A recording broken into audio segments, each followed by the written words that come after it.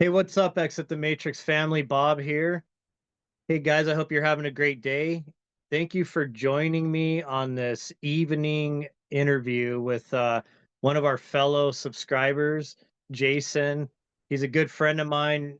Me and him have both been doing a lot of Zooms lately, and I've just really gotten to know him. I mean, we've gone deep. We've been on like 3 hour Zooms, and the guy has an amazing mind. He's been teaching me a lot about non-duality, and that's what I invited him to come talk with us about non-duality. And for those of you that follow me on a regular basis, you guys know that I've gone into that some, but it's more from a Hermeticism standpoint and a no, and a Gnostic standpoint.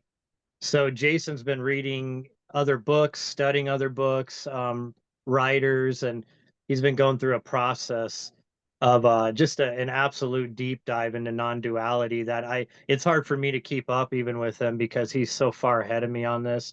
So I think you guys will really enjoy the talk tonight. And just so any of you out there understand, um, this doesn't have to be something I do with my Zoom participants, but I'm really looking for anybody out there with Exit the Matrix that has maybe some interesting things they'd like to come on the show and talk about. So watch the show, enjoy it. Reach out to me if you're interested in coming on and doing a talk with me, just to sit down. It's a pretty laid back thing we're doing here. It's not a real formal podcast or anything, but I hope you guys enjoy it. So, like I said, I'd like to introduce Jason to you guys, and we'll go ahead and get rolling. How you doing, Jason? Good, good. Yeah, it's been fun watching your videos, and I've been experiencing a lot of synchronicity with them, and the Zooms have been a lot of fun too. Yeah, awesome, man. Like I said, I've gotten to know you a little bit over the last few weeks. Just some of these long talks we've had, and you've been blowing my mind and teaching me things about non-duality and just different ways of looking at existence that I haven't even looked at. And you've watching my videos. I mean, I go down a wide variety of stuff. So the fact that you're bringing stuff to my attention that I've never even thought about. It's amazing, and it really expands your mind. So, um, I don't know how you want to get started here. If there's anything you want to start out with, feel free. Yeah, I can just kind of talk, and hopefully the words make sense. Um, about 12 years ago, I played professional poker from I'm 39 now.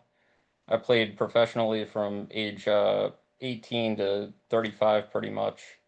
And about 12 years ago, I was experiencing like extreme amounts of anxiety and stress, and um, all the psychology stuff I was studying and looking up wasn't really helping. Nothing was really helping. So I kind of really just wanted to know the truth. I wanted to figure out, like, does truth exist? Like, what can I do to figure out how to fix this? Like, why is my system so chaotic?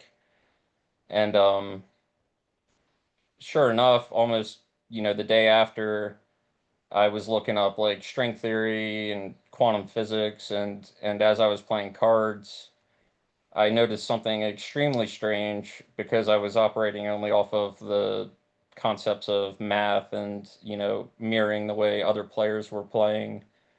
Um, and it's not that I couldn't win at poker, it's that I could almost sense what was going to happen before it happened, as if it was predetermined, as I could almost sense what card was coming. My system, because I was so into this, I was playing, 12 to 14 hours a day, every day. And there's actually, brain experiments that prove they can tell which, by your physiology, before the image is actually on the screen of a computer, um, Mm. if you're going to have a positive reaction or a negative reaction before you actually see the image. Your physiology starts um, giving that feedback. So I think that's a Libet study or something. So it's about like a 6 second time frame that it takes for that to happen, that predetermined outcome. And I kind of took that neurofeedback, biofeedback concept to playing poker, and um, that unity started to take place right before my eyes, like pretty much instantly after examining the belief of it. And if I was listening to music, the music would coincide with the card flow, which is extremely scary considering the paradigm we were indoctrinated into is one of, you're, you know, one person out of 8 billion in this great big universe, and the universe is certain to exist. It's so that paradigm is actually kind of scary if you think about it, the one we're indoctrinated into, because it's a great big world and you're just this small human. And then quantum physics and the double slit experiment kind of shows that your eyes or a recording device actually renders reality as if you're looking into an electromagnetic field. So taking that to poker, and not only poker, it was even like shooting basketball, for instance. I could feel before I would even let the shot go if it was going to go in, type of thing. Like I was that in tune with my physiology. And like a quote from the movie in The Gambler is physiology doesn't lie, everyone else does, everything else does. Physiology doesn't. So um, falling into that internal biofeedback and then the neurofeedback of what you're witnessing on the screen of the mind, reality, and seeing that all that coincides into one thing. So I fell upon two books, and one of them's totally free. It's Bob said he'll put it in the description. It's called Butterflies Are Free to Fly. Um, it's like 30 chapters or so, and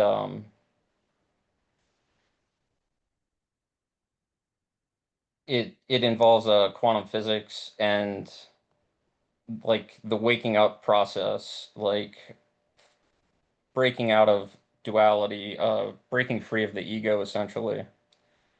And there's a model for it that I used that 12 years later still holds up. So the concept is you want to come up with a model for reality that holds up, um, not just like a belief that is flimsy, but something that's actually sound, that works.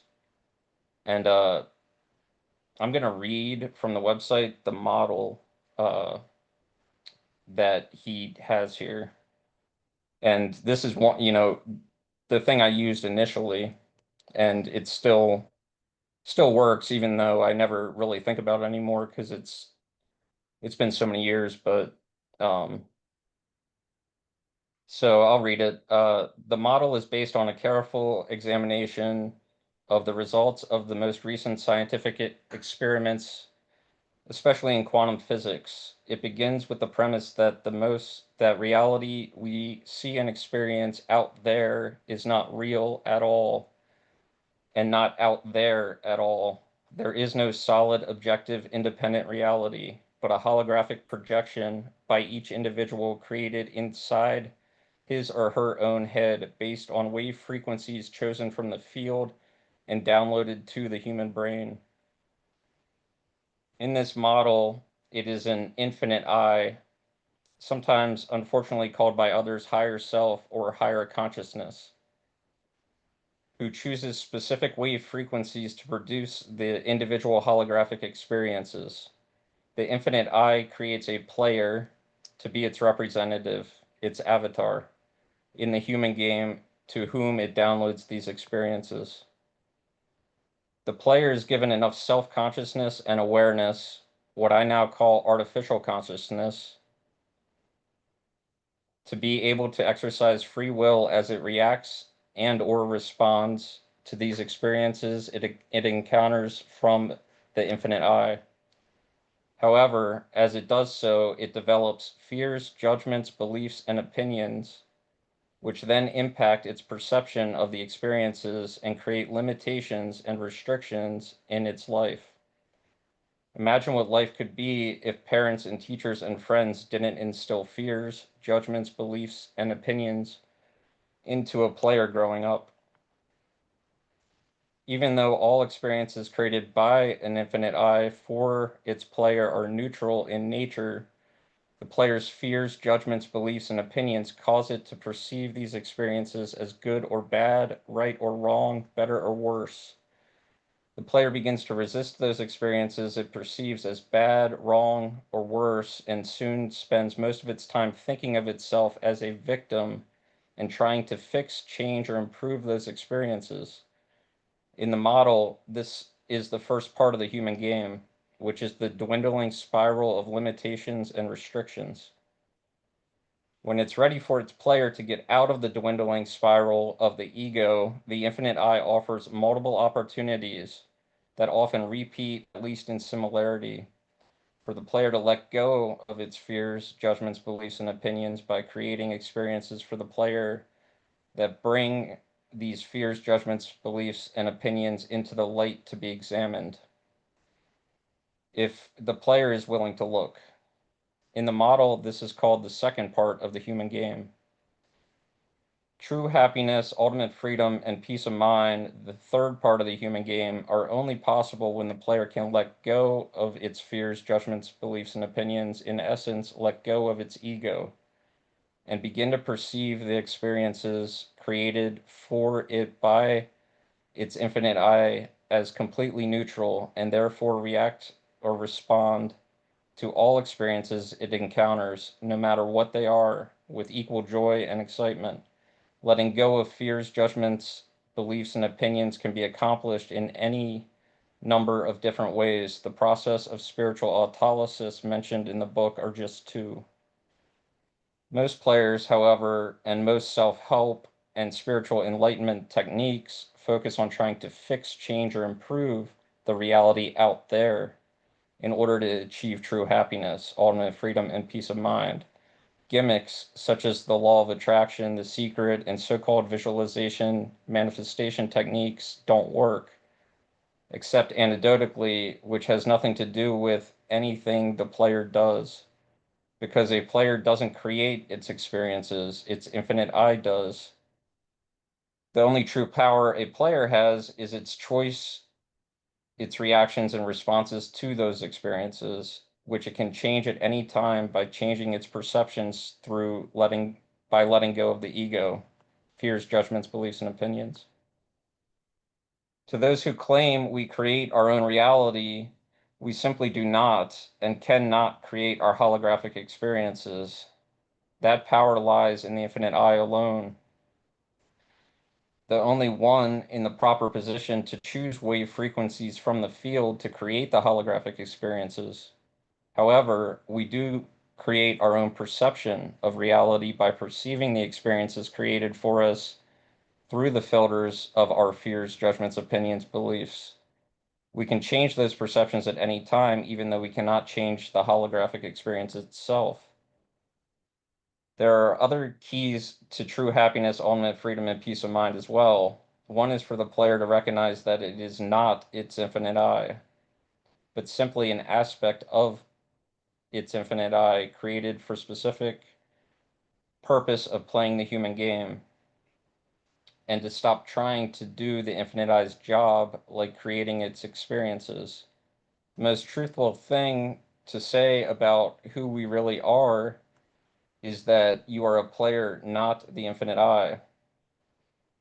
The self consciousness, awareness, artificial consciousness, and abilities of the player pale in comparison to the consciousness, awareness, and abilities of the infinite I. Only the ego would like the player to think it really is or could ever become its infinite I. True happiness, ultimate freedom, and peace of mind are possible only when a player finally surrenders to the fact that it is a player and nothing else.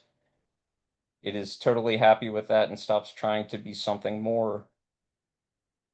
Another key that Another key is that when the process of letting go of its ego, its fears, judgments, opinions, beliefs is done fully and completely, a player also lets go of the fear not only of death, but also of non-existence after death, and the need to be immortal, an immortal soul.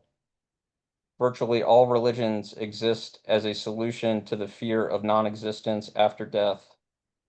Let go of that fear based solely on the ego, and there is no longer any need for religion, which has been and is today, especially the source of almost all wars and much pain and suffering in the human game. One of the awesome miracles of the human game is that although each player has its own unique, independent reality, the player is able to interact with other players with their own unique and independent realities, like two or more virtual reality machines coming together. However, another key to true happiness, ultimate freedom, and peace of mind is for a player to realize they cannot be a victim of any other player under any circumstance and take full responsibility for their own condition in the human game. After all, the reality of any player's experiences is strictly its own, projected from its own brain and no one else's. So that's the model.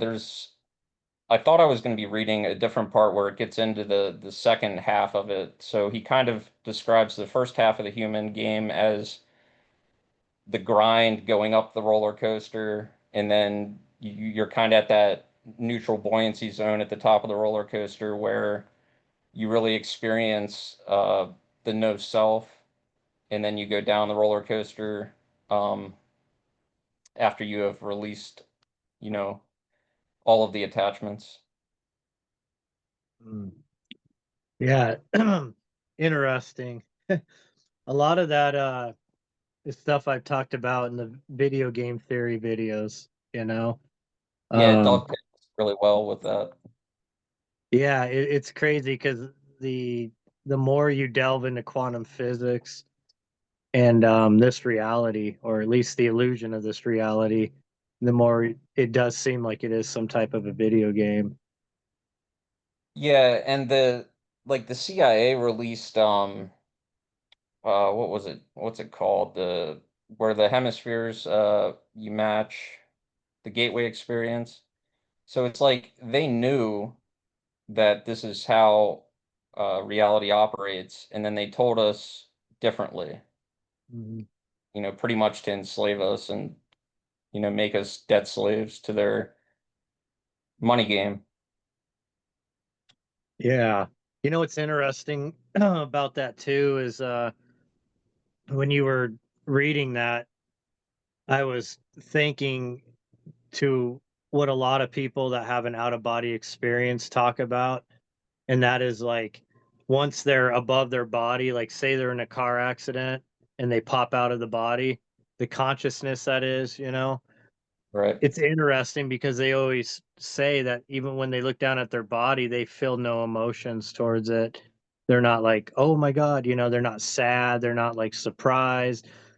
They're just in this the consciousness is different. It's like they're just observing, what they're observing their body, and they're like a detached third person perspective. And they're not even connecting that body that they were, that the consciousness was immersed with, um, at that point anymore. It's like just a pair of clothes that they threw on the ground essentially, you know? And it's like, oh, those are my clothes, but I don't have like a strong attachment to it. So I thought that was pretty interesting when you were reading that. That made me think about that quite a bit. Yeah, I had like a lucid dream the other night where I was like spitting up glass, I guess, like chewing on it, spitting it up, like, which I guess is, I looked it up and it's happens, I guess, in dreams. But I wasn't. in any discomfort at all. Like it was actually like enjoyable. And then I woke up and I fell back asleep again and I was coughing up and spitting up like metal, and it was the same thing. And it's like a bunch of my family and friends were there, and Bernard from Westworld was there, and I was holding like conversations like in this lucid dream. It was really cool. But there was no discomfort. It was like almost euphoric, even though something like that should not be pleasant. Um, but like one of the quotes, I don't know who said it, but like all anxiety comes from um, the illusion of control, like trying to take control of something you can't control. So like Mhm. as somebody that was experiencing extreme anxiety my whole life, like I haven't really had any for probably the last 7 years at all. And when I do, actually, I enjoy it because it's actually like it's telling me, where I need to alter something in my mind, or I can actually use it, for energy. Mhm. Yeah, something else that was interesting, you know, what you read over there was a lot of people, once again, and the reason why I'm referencing NDE accounts is because, it's people that are out of the body and they have like that third person perspective, a different perspective than we're used to, I guess, from this point of view. And it's oh shoot, I'm sorry. Give me a second here. I just forgot where I'm going. Pattern disrupt, right? Um, actually, here, I'll pivot here real quick. So you've been studying this. Now, do you agree with that? Do you think that right now, me and you, each of us individually, that this is no aspect of our actual true higher self or higher consciousness, that it is just like a projection? Or do you think that our consciousness is in some kind of connected, into this system, like that we're actually experiencing this game or this experience, through the human avatar, through the body, but that it's maybe like a fractal of our consciousness or a because that's something a lot of NDErs talk about. They say that that's what I was going to go to earlier too. It kind of ties in with this is when they're out of the body, they say it's like you're downloaded with all of the information of the universe. It's like everything. But when you're in the body, it's like the brain doesn't have the computing power to absorb all that information, to retain all that information. It's like an old computer system, and you're trying to put like a modern game, install a modern game onto it.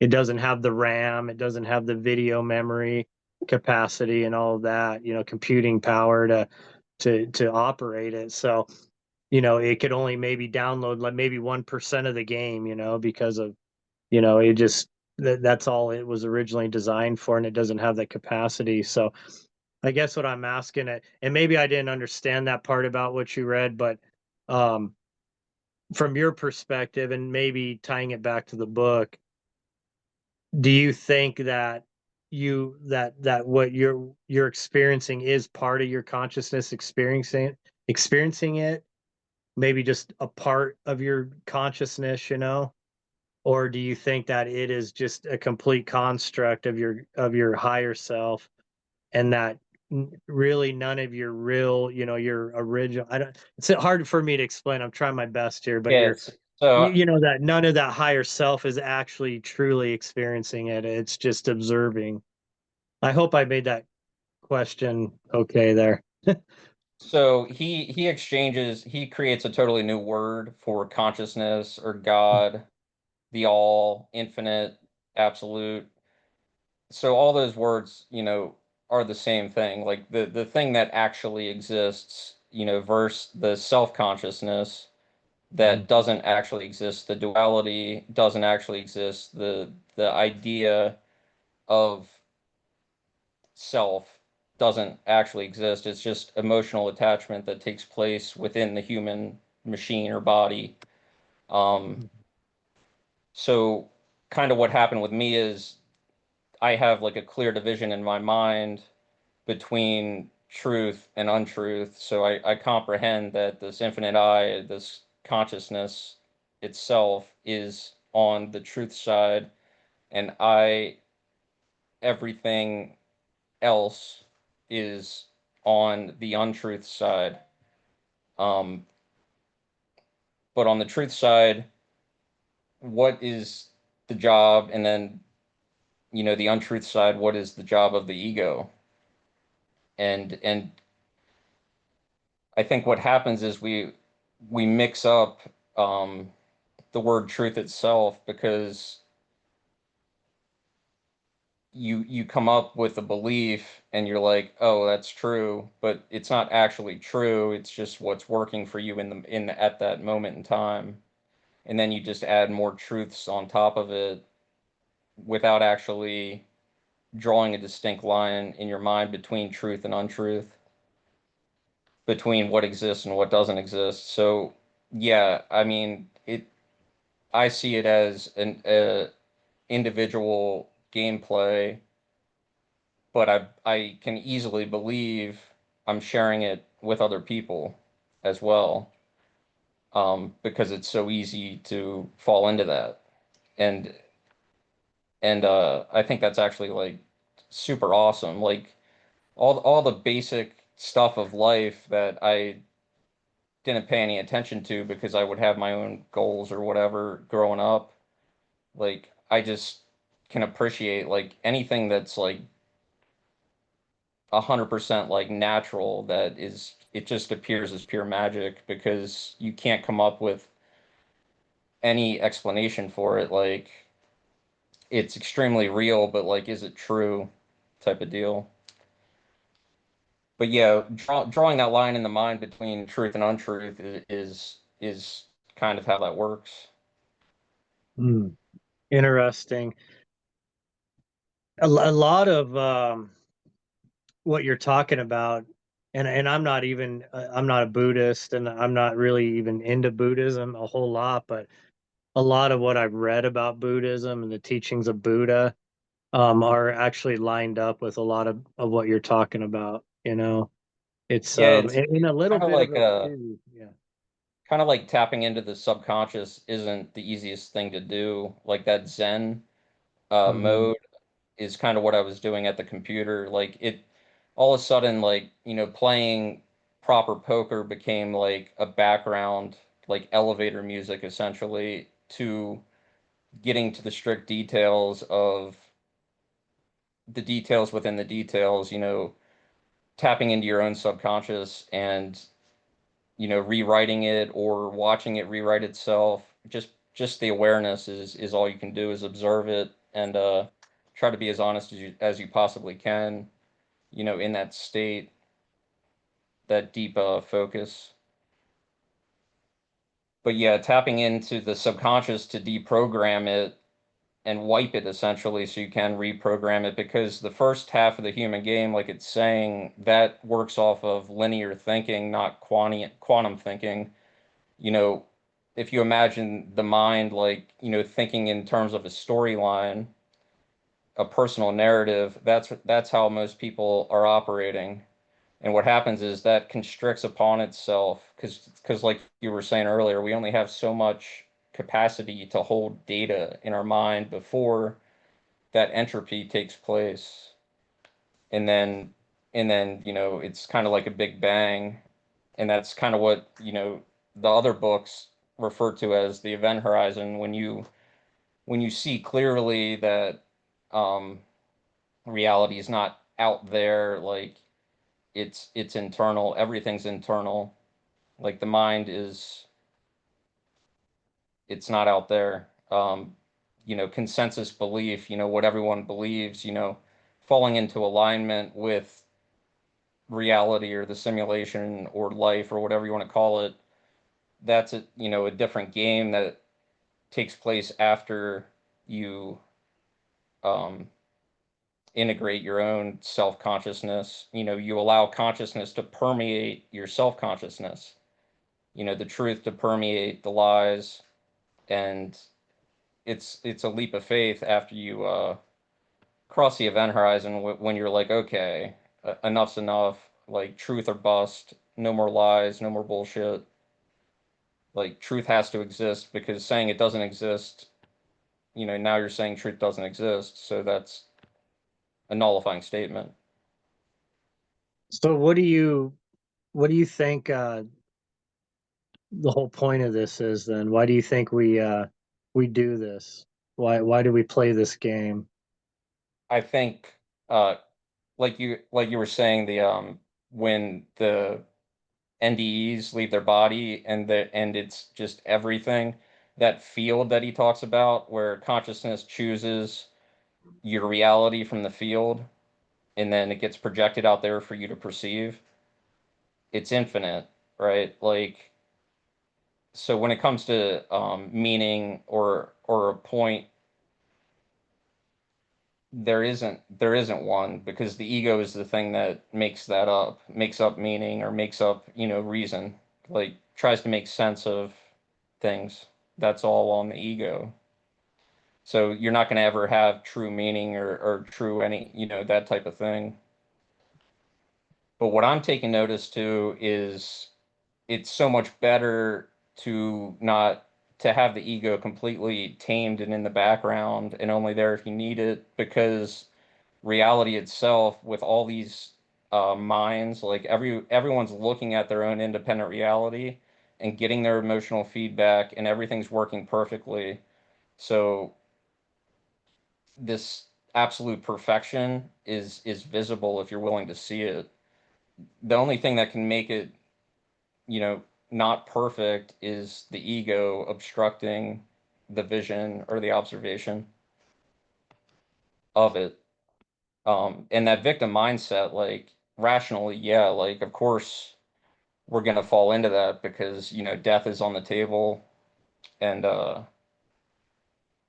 there is no true statement you can make other than I am, I exist, that's it, the cogito. So the kind of the way I think of it is, since God is infinite, if you empathize with God, you can understand the boredom, right? Or consciousness is infinite, or the infinite eye is infinite, right? So that boredom is why we're here. Like, it's we're meant to be in this body, experiencing the limitation of being in a body, as the infinite. That that's so interesting how you explain that, because literally I've listened to a few NDEs where they actually ask the source when they're on the other side, the light, God, whatever you want to call it, and they're having that one-on-one, and they ask that, like, well, why do we go there? Why do we go to Earth? Why do we go to experience that? And that was something that always comes up, because we get bored here. you Yeah, know it's like when you're infinite everything, knowledge, energy, love, light, and everything's instantly manifested. You can create your own worlds, thought forms, anything you want to experience. It's almost like spirit gets bored, and you want the I'm not even probably using the right explanation here.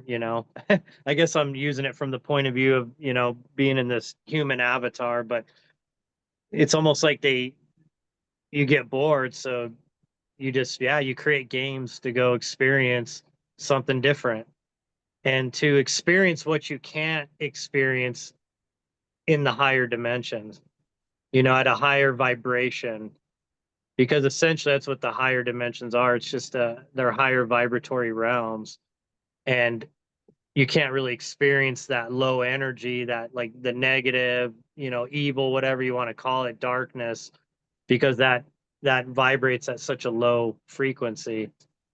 And so it's almost like we take a dive into the deep end, just to experience what we can't, in what's the actual reality, the actual world, or whatever you want to call it, that we come from.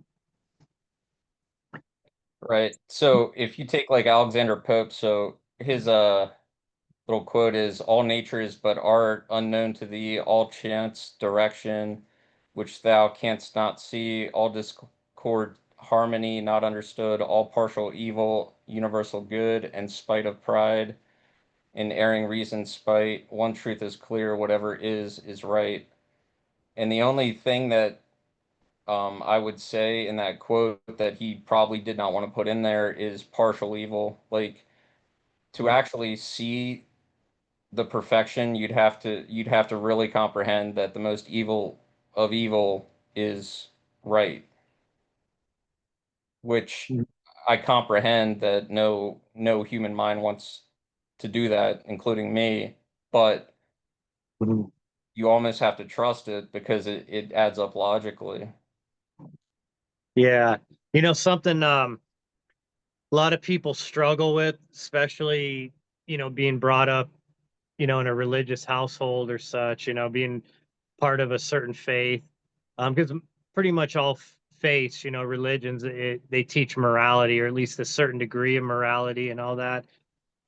But what's interesting is when people have the life reviews, when they are out of the body, they say that there's actually no judgment. You're the only one that judges your own actions that you took while in the matrix, in the game, in this world, whatever you want to call it. And that that what we would call evil or darkness or negative is just here to give a wide band of experience.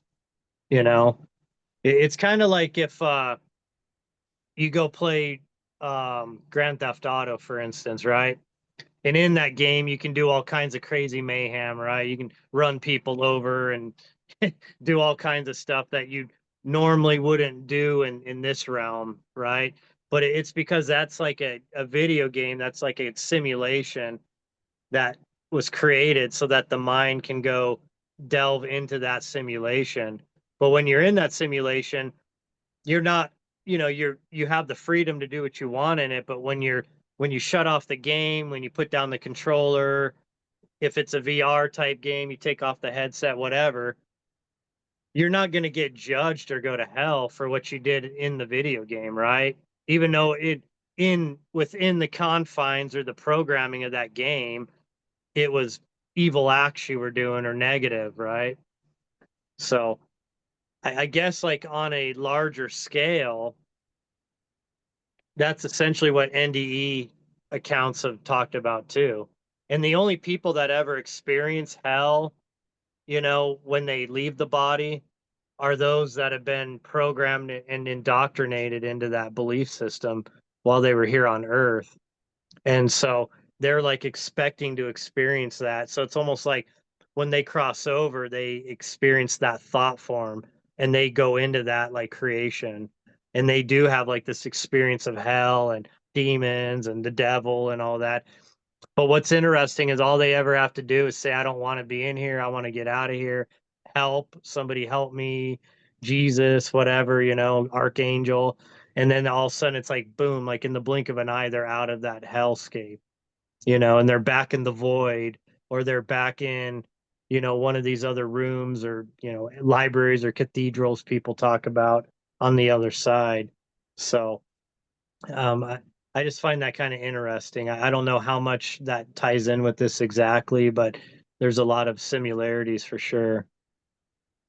Yeah, I mean, it's almost exactly that if you are totally honest about it. Um, when you mentioned Grand Theft Auto, so I saw one of your videos and you mentioned it, and then I played golf with my buddy and I was driving and he said Grand Theft Auto. So like that synchronicity where I haven't even heard Grand Theft Auto even spoken for, you know, 10 years probably. I hear it the same time in the same day, um, like an hour later. And then, but what I'm trying to say is when you're in that Zen state and you're in that connection with source or consciousness, synchronicity is the thing that organizes the energy. It's the thing Mhm. that that's how the mind gets computed. That's how you fall into the singularity. And you can call it a technological singularity or just the singularity, but it's the pool of the fear of no self at the bottom, the rock bottom essentially. So the free fall after you cross the event horizon is the pool of the fear of the no self, non-existence against the hatred of the false self. So those two things are grinding against each other um, as you're in this process, and it's extremely painful. Like there's no sugarcoating it. It's a pain-giving experience. But it's incredibly eye-opening because what you're doing is you're breaking apart all the details and you're going into details within details, and it's creating like it's like music in a way, the way it's all like harmonizing and coming together, even though it's falling apart. So like for somebody that's like been through this process and out of it, that ultra hard wiring, that like humaneness, which I wasn't able to have while in this process, like it's there, like that connection with other people that everyone's trying to hang on to and not let go, like because we don't want to find out that we're here by ourselves and we only have our own mind, but obviously we only have our own mind because it's our mind that interprets other minds.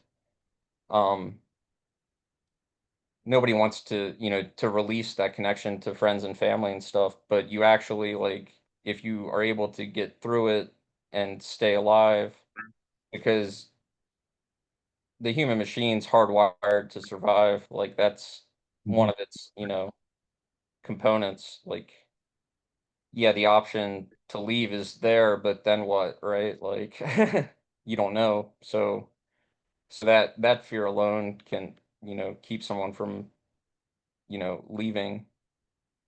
Um Yeah, yeah, most definitely. I mean, that's why I'm like so big on NDEs, and you know, one of like my drives and my whole life has been trying to figure out that, what's the point of all this? Why are we here? Where'd we come from? Is there life after death? Because once you have that validation that, consciousness does not die, or, or go away or disappear, or like, a lot of, I get people that are into religion, they're afraid of their soul being blotted out, right? Because it's in the Bible, right? Like if come judgment day, if your name's not in the book of life, your soul will be blotted out, and so a lot of people are super paranoid about that, but yet every NDE I've ever listened to, even atheists, they all come back with the same, you know, basically the same thing, saying that there is no such thing as the consciousness, like going away or disappearing. It's immortal. So if we are immortal consciousnesses, or fractals of the mind of God, I guess you could say, even it would make sense that we would get bored and we would create games and worlds to experience. I mean, think about, just a lot of people are afraid of being, no existence, right? Of you, mhm. just your consciousness goes away and that's it. There's no more you. But in a way, everlasting or immortal consciousness is almost kind of scary too, in a way, because, what do you do with immortality? What do you do with, you know, with a spirit that, a consciousness that is always, just is always is I, I don't know how else to say it any more clear than that, but I don't know. What are your Right. thoughts on that? Yeah, I mean, I would say that I can 100% say I'm immortal as consciousness, in consciousness, for consciousness, but anything happening in this realm, there's no way there's no way of knowing if that would go with you or not, but I suspect no. It is interesting though, and a lot of people that have the NDEs and some people that are able to do controlled OBEs, out of body experiences. Um, if you haven't gotten a chance to see any of his work yet, Darius J. Wright, he's you can find him on YouTube pretty easily, but he's been doing controlled out of body experiences since he was like 14, 15 years old, and he's been mapping the other side. But what he claims and what a lot of NDE people claim is that you still have like a personality. Like the one thing you do take with you from this realm when you have that have that out of body or that near death experience is that your consciousness, your personality is still similar. It's still you essentially. Like that's one thing that kind of trips people out when they have that experience. They expect like that if you're totally detached from this realm, then your spirit was just playing a game, that maybe that consciousness would be different when it's disconnected from the game, so to speak. But what they say is that it is still you, and you still have like similar thoughts, you have a similar personality, and even people they meet on the other side of the veil, whether they're spirit guides or other, past loved ones or whatever, they do say that they still retain like a personality, you know, like so. I don't know. I mean, what do you think that is? If that is the case, then could it be that So I maybe? got I Yeah, got go two ways ahead. of Yeah. coming at that. When I have lucid dreams, I notice that my personality is still in there. And Hmm. like I never even thought I would get a personality again because I dissolved it, as much as I possibly could because I thought, that well, I was just kind of forced into it. And then yeah, I noticed that it does go with me, but like I mean the fact is I'm still in the human avatar dreaming. And if he's, leaving the Hmm. body or whatever, he's still in the human avatar leaving the body or whatever. And like it's not that I don't believe him having that experience, but like you can't fully leave the body if it's still running. And but I think the main concept of this reality or this dream or whatever is time. And I think that is the coolest thing when I compare it to my lucid dreams, or dreams in general, is not having time, the illusion of Hmm. time. Hmm. Maybe yeah, like time is provably doesn't exist, but it certainly appears to. And like using that concept on deciding what you're going to manifest or what you're going to focus on, how you're going to spend your time. I think people, they could focus on that a little more and come to terms with it and actually build a gratitude for time over, as you kind of lose your attachment to it or fear of it. Yeah, time's an interesting thing. That's something else that they talk about quite a bit is that outside of the body, there is no time. Once you're in that higher consciousness, I've heard one person explain it like, when you're in the human body in the avatar and you're experiencing life on Earth, you are bound by the rules of time and matter. And even though they're an illusion, both of them are illusion. Matter's an illusion, as we, according to quantum physics. And I mean, we're starting to realize that now, energy particles and everything, it's just, builds the illusion of solid matter and everything. And they say that, like, imagine you're looking at a book, right? And when you're in your human avatar and you're living day by day, minute by minute, hour by hour, um, it's almost like the pages of that book being turned, right? But they say when you're outside of the body, it's like you can see the book in its entirety and you can jump in at any point in the book. So you can see the ending or the ending of the book and the beginning of the book, but because you're not bound, you're not actually in that book per se, going page by page. And Yeah, that, that's that's how we experience it, here. so that's pretty much kind of how my mind works now is, there's a also in that book there's a brain study involving rats or mice or whatever, and what they do is they remove parts of the brain, and the mice still have the memory regardless of which part of the brain they remove, and that kind of is proof that memory isn't stored in the brain. So Mhm. knowing that helps release the attachments, because I think a lot of the reason we attach so hard emotionally is to try to hold the memories, but what you're holding is a distorted memory, whereas what I'm experiencing now is I go to that moment in time and I watch it, on the internal screen of the mind now, and that's what happens is memory comes in, kind of on the fly at any time. And that's what, sparks maybe the excitement in my mind now, that lets me, kind of like clue to do the next thing. But sometimes I'll just sit there, and watch, myself at whatever age doing whatever, and seeing it, through my perspective now, also seeing it through the limitation, at that point before I had, you know, the crude data that I have now. So you can almost like heal your wounds in that way, or your childhood wounds in that way, by going there, if your mind's capable of that. Yeah. Yeah, that's interesting.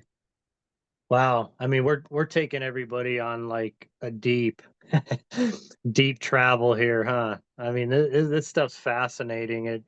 It's it's hard to wrap your mind around, at least for me. It sounds like you have a better idea of how all this works, and what you've been delving into. And what I do find is a lot of what you've been talking about does line up with, those that have experienced or been had the experience outside of the body. So that is interesting. It's Yeah, hmm, I think because I spent so many hours, and you experience different states of consciousness. So say play poker for 14 hours, a day, every day. Um, when you're tired, your consciousness changes. You go from, like, the alpha state to the theta, the beta. So you're almost are leaving the body. Like I've had, times where I, definitely.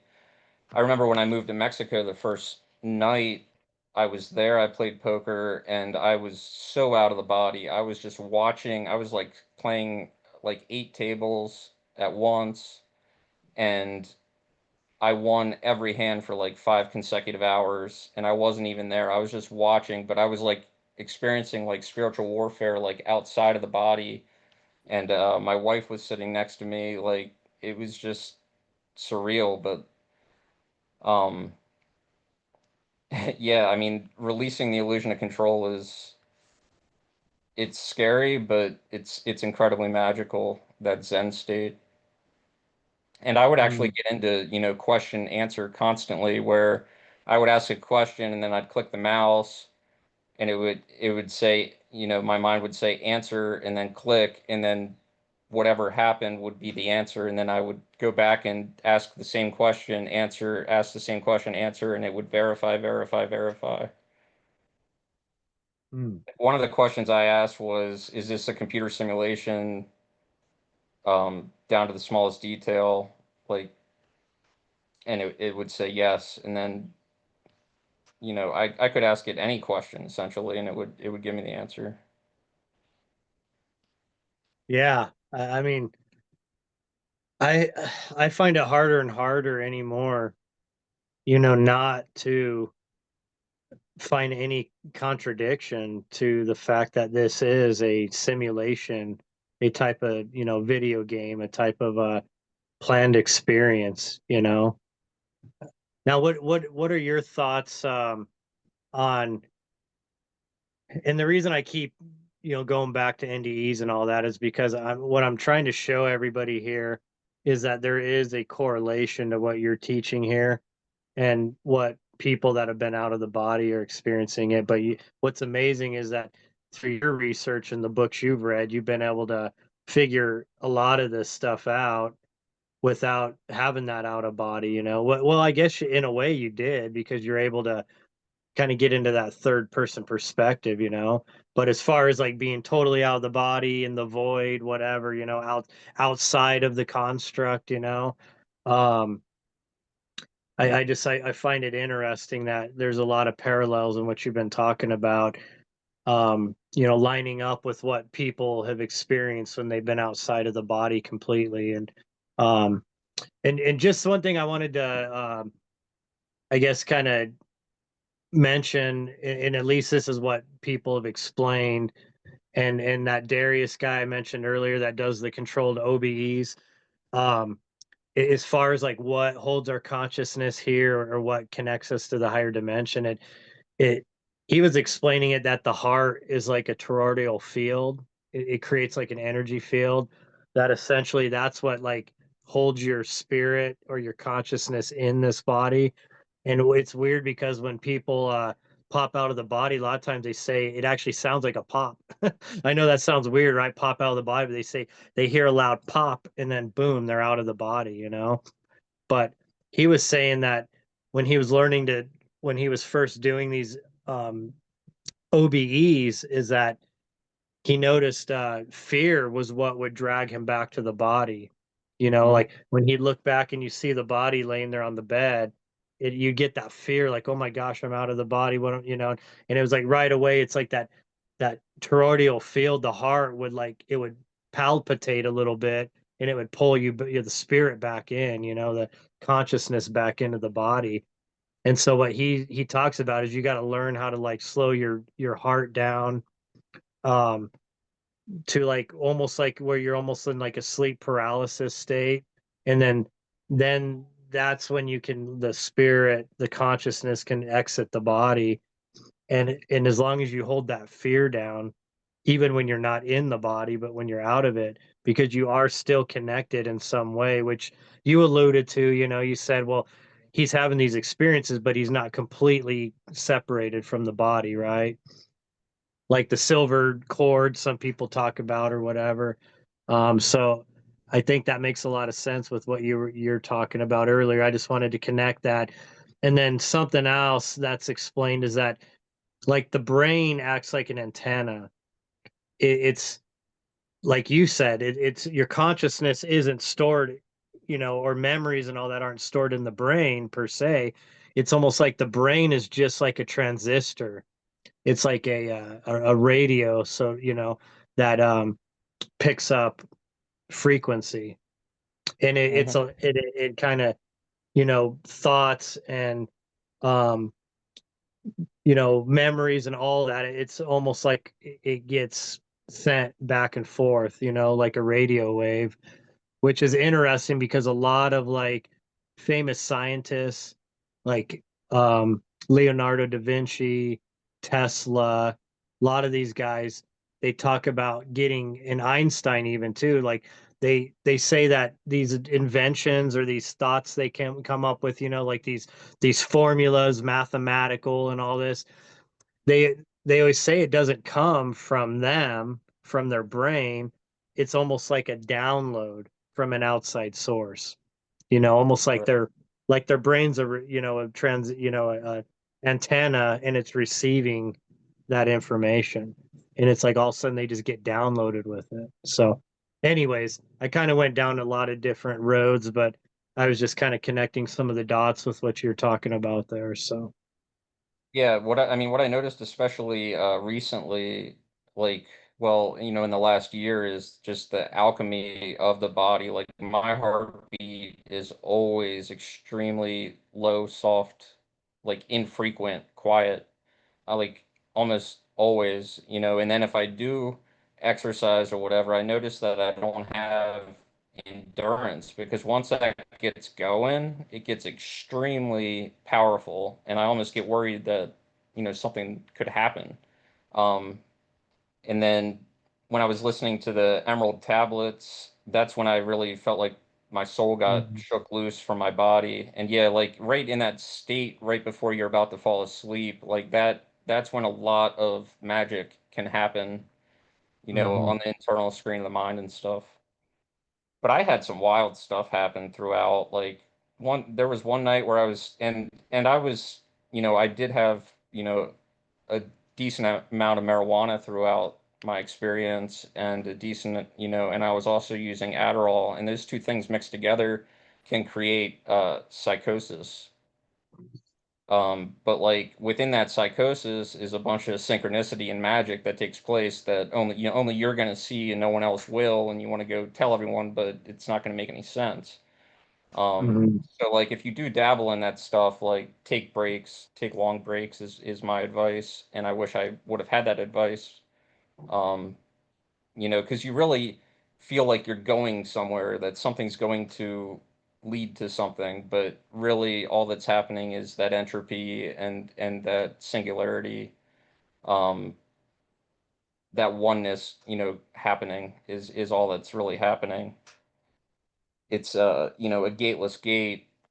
And when I think of gateless gate, it's kind of like in the mind, you have obstructions, energetic, emotional, tendrils that block parts of the mind from speaking to other parts of the mind. So, like, those are gates that aren't locked, and you can unlock them simply by withdrawing your emotional energy from the looping duality. So, like, when when people say, like, I think in Westworld they call them, it might not be Westworld, but like loopers, like where say you have a job and you're just doing it over and over again, even though you don't want to do it, even though your soul doesn't want to do it, you're doing it for reasons you're coming up with in your mind. But if you dissolve those reasons, then it can open up new ways, because money is energy, and it's a delusion. It's a mass delusion.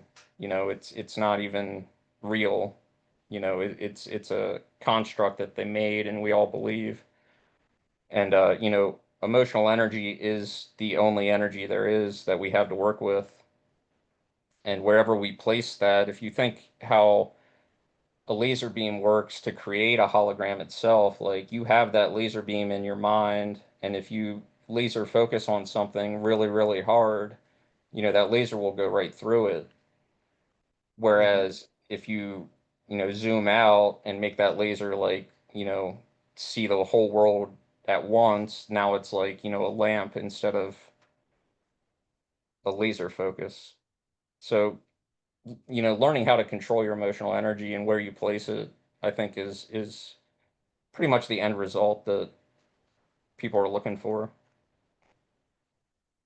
Yeah, I mean, there's a lot of truth in that. I notice, a lot of times when something good is going on in your life or you're creating something good, you have that excitement and it's almost like it builds momentum on it. It like it makes it easier to manifest for you to accomplish it. But when you're in a fear mindset or having that anxiety, like you talked about earlier, it's like it brings you to a lower vibration and it actually it makes what you're trying to avoid even come on even stronger and faster, you Right. know. And I Right. think a Like lot of people, yeah.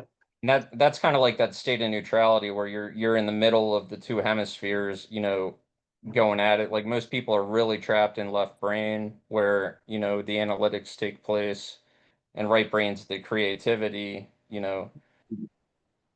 maybe more emotional type of thing. But yeah, if you get too excited, you can lose the flow state. If you get too fear based, you can lose the flow state. So like Mm. that state of neutrality, even like especially, with things like poker and golf that I do, there's there's no point, well,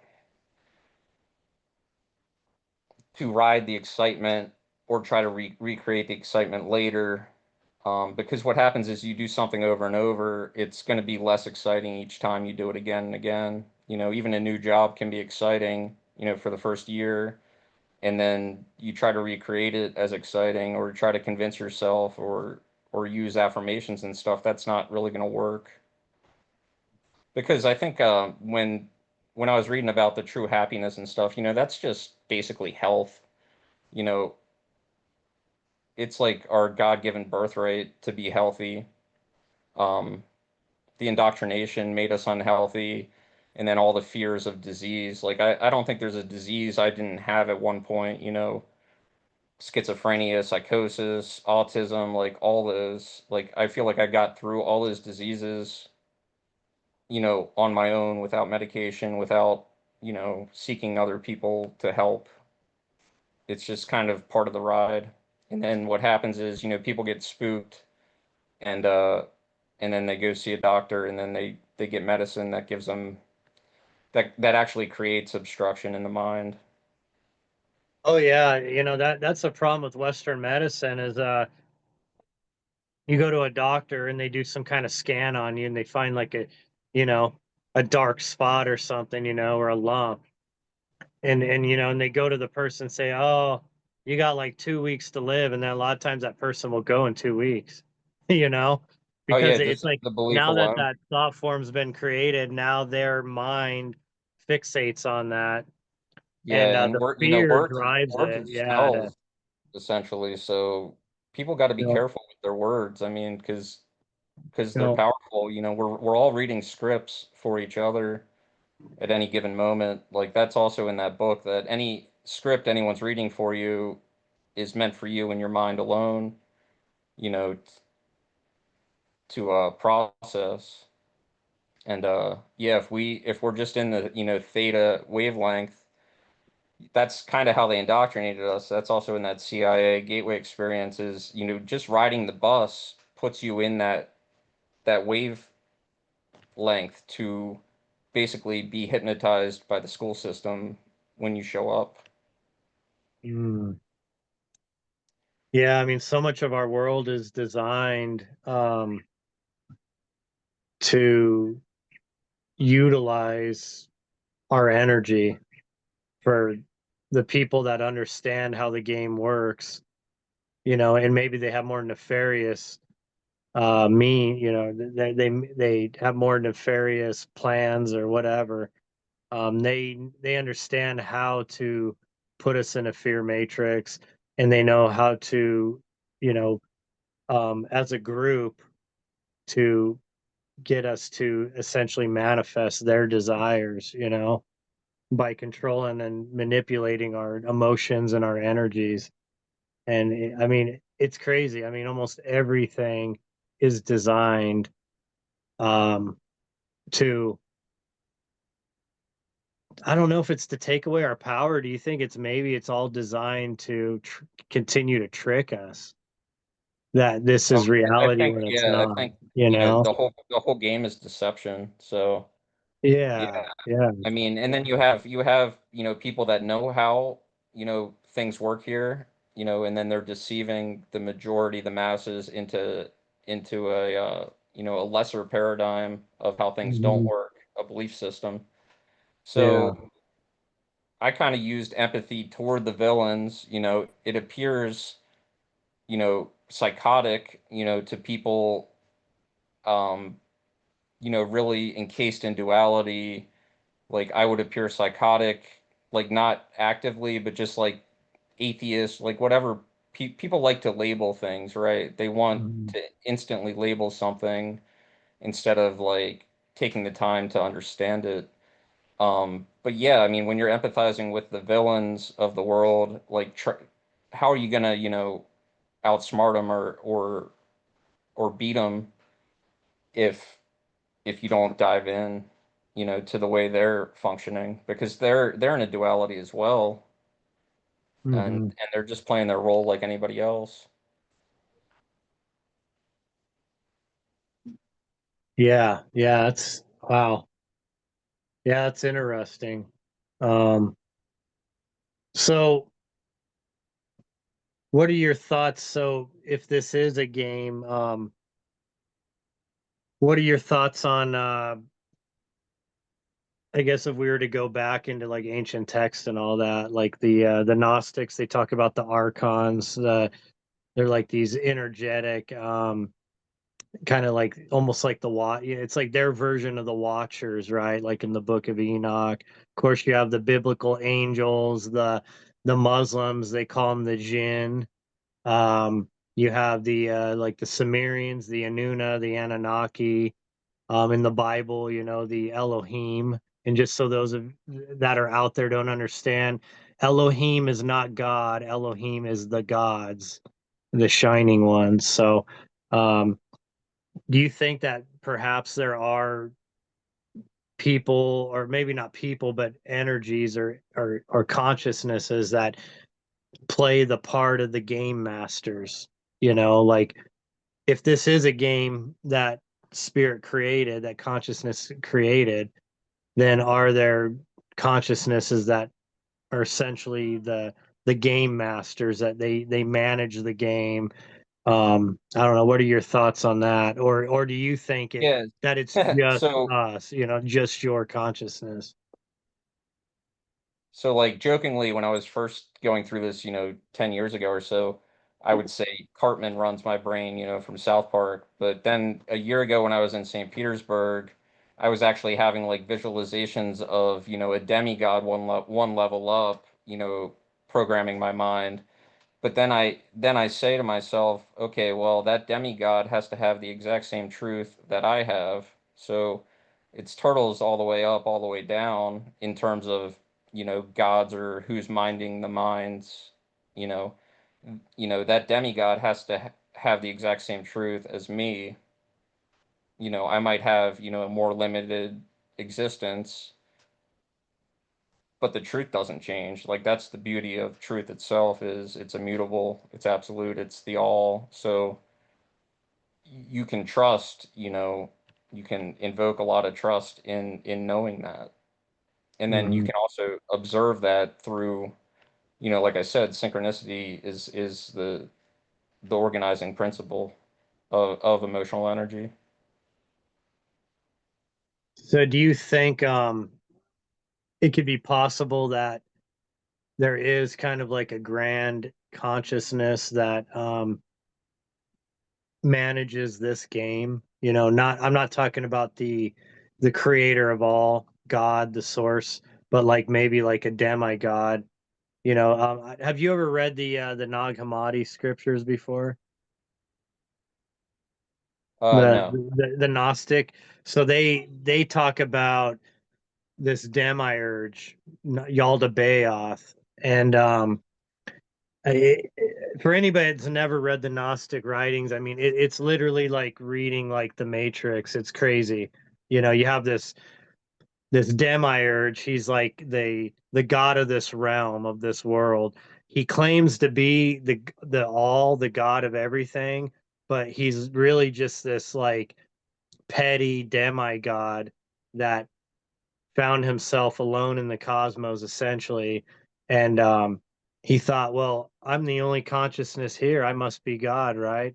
So then he actually created the earth, and he created like kind of good and bad angels to help manage the earth. um the negative ones were like demons, and the positive ones were like the angels, like archangels.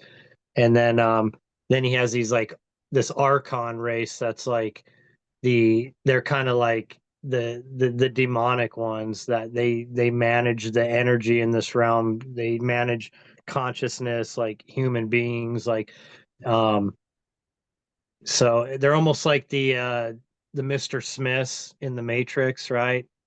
They're working for the computer system, but they're like the agents, so to speak, right? But I mean, this is like people that were writing this like 2,000 years ago, which is crazy to think about, right? In fact, the lady that claims to be the actual writer of the Matrix, and she claims to be the one who wrote the Terminator and the Matrix, but her writings were stolen, sold to Hollywood, and but she said they were meant to be like two trilogies that went together hand in hand. But the the Matrix was based off of the Gnostic writings. And of course in the Gnostic writings you still have Yeshua, you have like this Messiah, the Neo in the Matrix, right? And and that's why John Connor in Terminator, it's John Connor, it's supposed to be JC, Jesus Christ, or JC. So Right. anyways, I'm kind of going off on a tangent here, but I don't know. I mean, what do you think? Do you think that there are like that there is this kind of ruler of this realm, or this master, game master, so to speak? And if there is, do you think that that consciousness is managing this for our betterment, or to, I don't know, to trick us? Is it I think evil? Is it bad? Or is it neither? It's just I think like I was saying early. earlier, it's wherever we place our emotional energy, that's what's going to end up manifesting in this 3D reality. But it certainly appears that, your one single mind isn't going to manifest a drastic change. Like nobody seems to be, playing God to a giant degree. Like, yeah, like Trump has a huge cult following, Elon has a huge cult following, but the people following aren't in,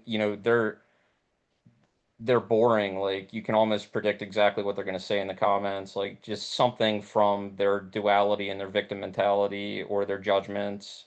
So like that doesn't actually create any manifestation. Um, Mhm. but yeah, I think if you put your emotional energy toward the concept of a demigod, well, then you're going to get that, on the screen of your mind, like I did when I was in St. Petersburg.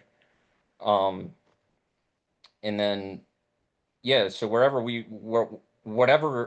like we are the gods of it if we can get Mhm. control over our emotional energy and where we're pointing that laser focus. Um, but you have to. I'm realizing you have to be realistic because as much magic as I experienced and went through, that was all individual for my own individual experience, and it didn't actually manifest anything with other people. You know, in the Matrix, but when it comes to the movie The Matrix, like what I'm experiencing is I feel like I'm Morpheus. Like I see this Matrix very, very clearly and vividly for, you know, I'm interested in this reality. I'm not I'm not really interested in hopping in and out of the body, as much anymore. Mhm. Because and I think the only reason you would want to do that is to Zen to detach, from duality. Yeah, and Um, to maybe verify that yeah, you're not the body, right? And for some people, I think just that belief that you're not the body, that you are a consciousness that lives on, or goes on beyond the body, that to a lot of people that calms people, it takes away that fear, part of the fear of living. Do you mind holding up 1 second?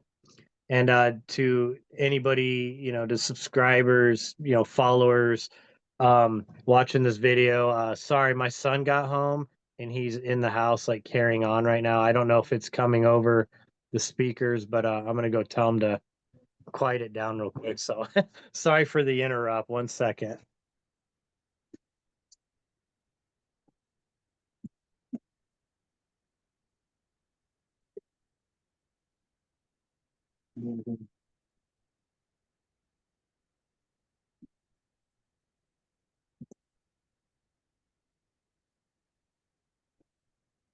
Sorry about that.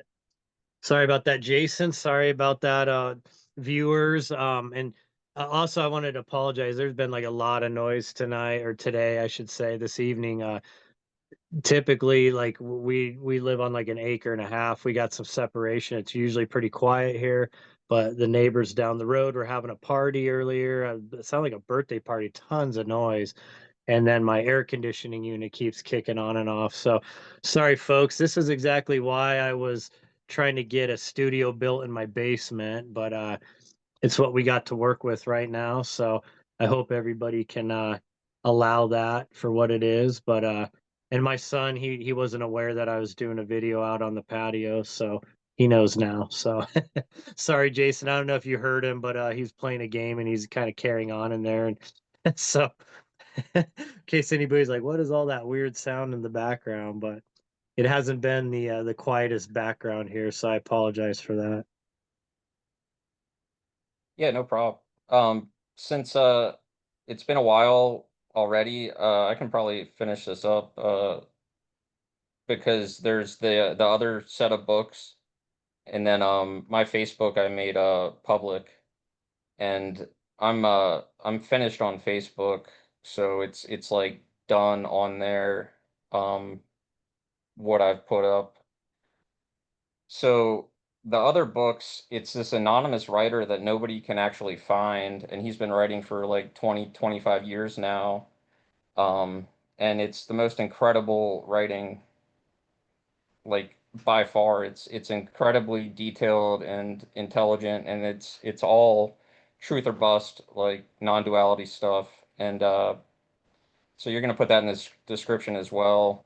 And he has, Yeah, 10 or 13 books, and then he has like hundreds of other small snippets of writing, and he also made most of them audio too, which I prefer over reading.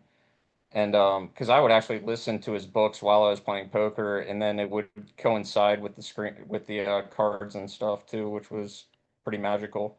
And so one of the things he talks about on there is spiritual autolysis. So that's where you tried to write the truth. Like you're never actually going to be able to write the truth, but the act of doing it gets the data out of the mind. Like you become as good as you can write, is kind of the saying. And that's what my Facebook is basically I knew I was going through this thing that, not many people do because he says in his books, there's maybe like 80 people that have actually done this process and come out, awake, enlightened, whatever. Like you have to use these words even though they're fantasy words. And basically that's what my Facebook was. Uh, I did like 5 years of writing on like a fake name that nobody knew about, which I don't know if I can even access that anymore. And then probably the last 6 years, I was writing on my Facebook and just making it public. So it's like it's humbling to do that and make it public, but I wanted to like show what the process of spiritual autolysis is, um, for anybody that's doing it themselves. It appears like crazy insanity talk, but it's really not. It's actually very detailed, and when I do go back and look at it and read it, even dating all the way back to the first post, it's pretty sound. So I just leave that on there. It's basically, my inward journey toward, the singularity, and that's, that's what that is. yeah, definitely. I mean, I think anybody watching this right now, I think we've given them a lot to think about. You most importantly, and I mean, that's why I love doing Zooms with you all the time. And that's why when I got to this point where I wanted to start doing interviews, and you were one of the first people, that I definitely wanted to have on, just because what you are teaching is, I mean, you've taught me already a lot, and I'm barely even grasping what you've been teaching me, and you've just got a lot to offer, and just directing people to the books, to the authors, to the sources that you've got your information from is going to be a huge help for people. So I think Yeah, they're going to enjoy it a lot. I think like you go through the doors of perception in your own subconscious, and when you get caught up at a door of perception, it can be frustrating. So these books, got me through that. You don't need me at all. The books, like these people that did that, like incredible that they were able to write that way and do that because I would have been incredibly lost without it. Yeah, definitely. Well, man, it's been great talking to you. I really enjoyed it. I think everybody's gonna enjoy this talk, and hopefully we'll get a lot of viewers on this video. And if you would like to do this again, let me know. We'll do a part two. And Yeah, see if there's any feedback or if anyone else wants to, you know, leave a comment or chime in. Yeah, anytime. definitely. So I know you were saying you're not really that you kind of finished with your Facebook page. So if anybody was to go on that, with from the link, and they message you there, would they be able to get a hold of you, or would you want them to Yeah, just get a hold of you through the comments on this video? no, you can just direct message on Facebook. Okay. And if you want to, Jason, I'm going to shoot you a copy of this over too.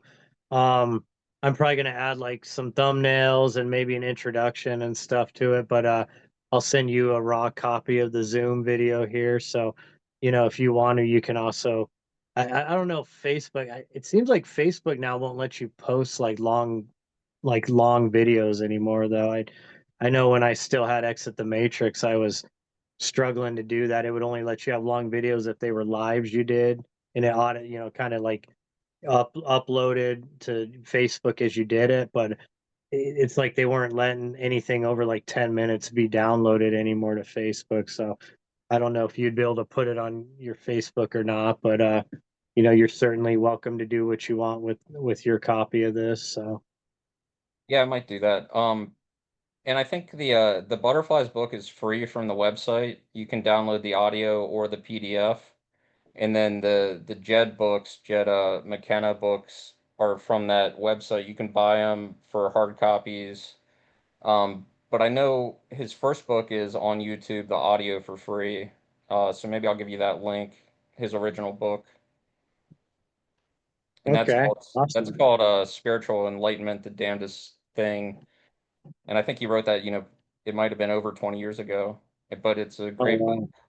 And his writing has only gotten better. It's really creative now.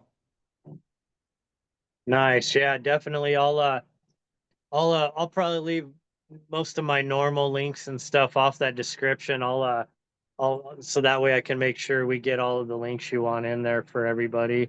And yeah, I think it's going to be awesome, man. It was a great talking to you. And hey, and just so you guys know, it was actually Jason is the one I was doing a Zoom with when I got the inspiration, and he felt that it was a great idea to offer up the garnets for anybody lining up Zooms with me. And just recently, my wife and I have been making some jewelry and stuff. So um, I've been putting details on my videos about that. And yours are going to be on their way, Jason, Friday. Okay. It's been kind of Awesome. a tight And week. I was waiting until Friday. My wife and I both get paid. I'm gonna shoot yours over. You've been awesome waiting on that. So I think your wife, you said she's into jewelry and all that. I think she'll really enjoy the garnet jewelry. And just so you guys know, that's just a thank you from me. If you book a Zoom with me, you get a copy of the Zoom, and you'll get depending on how many hours you book, you're gonna get some of the garnets that I hunt regardless. And if you book, I think I'm doing 2 hours or more now, you'll get a necklace also. So, and my wife and I, we're going to actually be selling those here in town. We're getting enough jewelry created, and I've got a bunch of like rock samples and everything that I've collected. We're gonna start doing like a little booth here in the little town we live in, like the farmers markets and flea markets. It's a big thing out here in Western North Carolina. All the tourists hit it up and stuff. Um, so that's essentially I'm going to be giving away some of the stuff that we're making to sell at our booth. So, but Jason, you were actually the one that you felt that was a great idea. You thought so. We've been working on that. I've been holding off because I've been trying to really get these garnets cleaned up, figuring out how to do it. And actually, that I went on a long hike today with my dog. I had the day off, and so I actually went up and did some collecting today. So, I do that all the time, and I can't wait for you to get them. I know you've been waiting. I want to get your thoughts when you get those, see, what your wife thinks about it. But really, I want you to test it though, okay, for me, Yeah, the I'm necklace. interested in what you were saying when you have them next to your heart, that it actually enhances Yeah, the energy. I'm telling you, man. It's Exciting. Yeah, I would actually bring out my necklace now, but I busted it at work Yeah, yesterday. So yeah, I don't have it with me right now, but I got all the garnets, but it's kind of like a little glass pendant, and it I had this really heavy box, and I don't know what I was thinking, but it caught it and it like pulled it off the chain and busted it. I was able to get all the garnets picked up off the ground. There was like 50 of them. There was a bunch of them, but um, so that's why I don't have it on now, or I'd show it. But I'm going to be doing a video here soon, just showing everybody. But I want you to test it. I want to see what you think when you wear it, because I kid you not, man, it's weird. It pulls on your heart chakra, your that's energy. wild. I'm excited to play But around at golf with it. yeah, there is something though that the reason I've been kind of waiting to send these out is because my wife and I have both noticed that it does cause a little bit of anxiety though. And I think what it is, it's because it amplifies your energy. So if you're like feeling positive energy, you feel good, it amplifies that.